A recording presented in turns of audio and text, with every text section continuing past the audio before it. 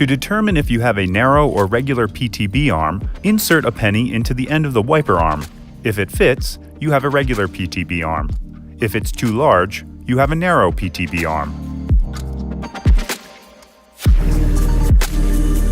Here's how to install a Rain-X Silicone Endura wiper blade on a narrow PTB arm. First, remove the pre-installed adapter from the wiper blade. Grab the end, rotate up, and pull away. Locate the packaged adapter labeled B. Align the B adapter so that the arrow on top is pointing in the same direction as the arrow on the base. Insert the front of the B adapter into the slot in the base. The adapter should catch. Press firmly until it locks into place with a click. After you've removed the old wiper blade, make sure the wiper arm is in the up position. Tilt the adapter forward and hold down. Slide into the opening of the wiper arm until you hear a click.